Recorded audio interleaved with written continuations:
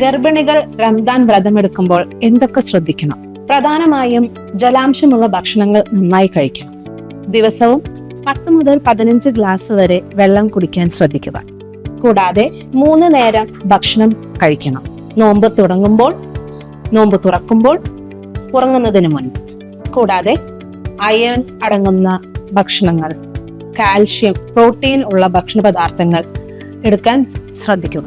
Iron ഉള്ള ഭക്ഷണങ്ങൾ ചീര, അനാർ, മധുരക്കിഴങ്ങ് മുതലായവ, കാൽഷ്യമുള്ള ഭക്ഷണ പദാർത്ഥങ്ങൾ പാൽ, മുട്ട, തൈര്, ചീസ് മുതലായവ, പ്രോട്ടീൻ ഉള്ള ഭക്ഷണ പദാർത്ഥങ്ങൾ മീൻ, ഇറച്ചി, മുട്ട, പയറുവർഗ്ഗങ്ങൾ എന്നിവ ഉൾപ്പെടുത്താനും ശ്രദ്ധിക്കേണ്ടതാണ്. കൂടാതെ ഗർഭാവസ്ഥയിൽ ഗൈനക്കോളജിസ്റ്റ് ഡോക്ടർ തരുന്ന അയൺ, കാൽഷ്യം, ഫോളിക് ആസിഡ് ഗുളികകളും കഴിക്കാൻ മറക്കരുത്.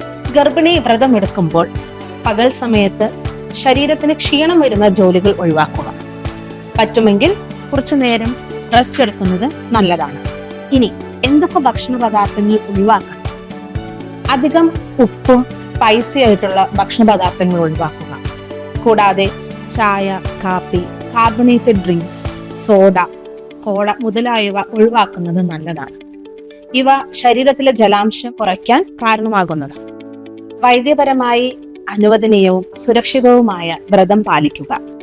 എല്ലാവർക്കും ആരോഗ്യകരവും അനുഗ്രഹപ്രദവുമായ റംദാൻ നേരം.